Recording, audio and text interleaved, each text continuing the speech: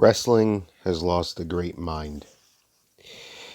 His name was Pat Patterson. Some people may remember him and Jerry Briscoe as the Stooges for Vince McMahon, but he was so much more.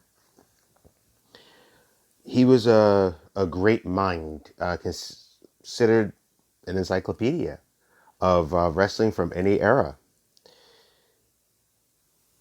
Many big matches, like Shawn Michaels versus Kurt Angle, Austin versus Rock, Triple H versus Undertaker. He was there. Uh, During his time as a wrestler, he was a wonderful performer, very unique, had a style of his own, and he had great showmanship. And he was one of the earlier wrestlers to show what molded into the more modern of the 80s into the 90s. He's and his major claim to fame on wrestling side, first ever Intercontinental Champion. And he's respected for that. He's great. Like I said, through different eras, he was known as different things. So mostly throughout the 90s and into the early 2000s, he was known as Vince's Stooges. Like I said, him and Briscoe. Prior to that, in the 80s, he was working in the back. He did some wrestling and stuff throughout. So yeah, there's that, which was awesome. They were always hilarious, him and Gerald Briscoe. He created this setup format process to the Royal Rumble. Now, a lot of people don't know that. That's one of his biggest claims in the back, since he's worked in the back. The Royal Rumble is pretty much because of him. Uh, like I said, he was very knowledgeable. He was a teacher. You can see tons of videos where he's talking with like John Cena and they're going over a match, or The Rock and him after the thing they're like embracing. Austin talked about like how Pat gave him so much advice and so much information, to the point that he's like people won't ever fully know. And there's actually, if you go on YouTube, there's a few small couple minute things where different wrestlers were talking about him, like Austin, Gerald Briscoe, Rock, and they're talking about like what Pat did for them.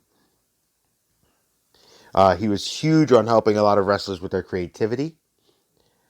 He was known for his terrible dad jokes. Uh, Gerald Briscoe talks about that a lot,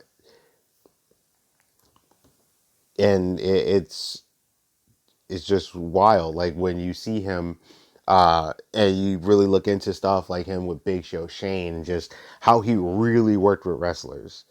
Like I said before, he was a wrestling well of knowledge on all wrestling, all history. And that was something major that I heard a lot of wrestlers talked about as I was reading and, looking into him some more myself. That was something that came up consistently. Uh, Probably on the same level as Howard Fink, because those guys were wrestling, just stuff that they remembered was just insane. And whenever you seen whenever you see Pat Patterson, he gave you everything he had and then some. And he was also known to be a very fun person as well. Like he always had a smile, he always greet, but he was always giving. Uh, and all you see is him and the wrestlers smiling with joy.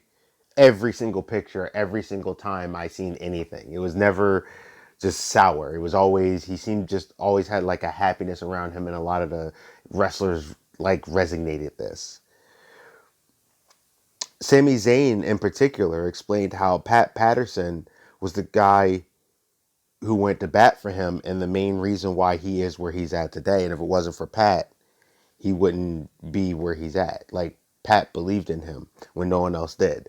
Like he would do things like that, and that's the kind of things he's known for. And his legacy lives on because of people like Shawn Michaels, who teaches now, Triple H working with the younger talent, and a lot of these guys that he bestowed knowledge and information on that are now passing it on to the next generation of wrestlers.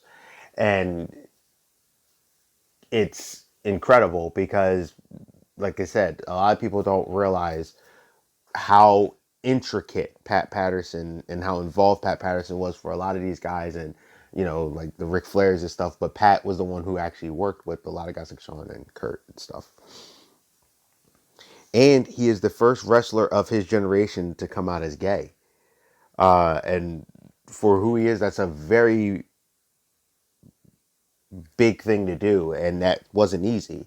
And I know a few years back when they had Wrestle House, which I know by that point probably people already kind of knew about Pat Patterson because he said something, but it was still never really openly said until that show. But he also talked and spoke about how he was with someone for like almost 40 years and they passed. And he never let that define him. That was just a part of his life. But it's appreciated because it's not easy for someone from that generation to talk about, hey, I'm gay. And that's very deep. And now that I mentioned Wrestle House, I realized half of Wrestle House is gone. Sad how time marches forward. But as we gain, we lose. You know?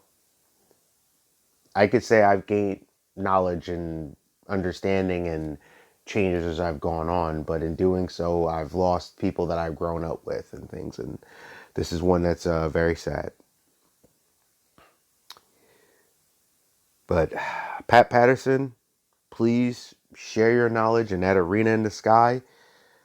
And definitely for that dream match that I have between Eddie Guerrero and Ultimate Warrior. You will be missed. Thanks for the memories. Hey, thank you for visiting my channel. This is the Geek Protagonist. Please like, comment, subscribe, and share. Please, it'll really help me out in the channel if you actually share these videos. If you like what I'm doing, please hit that bell notification. Hit it, click.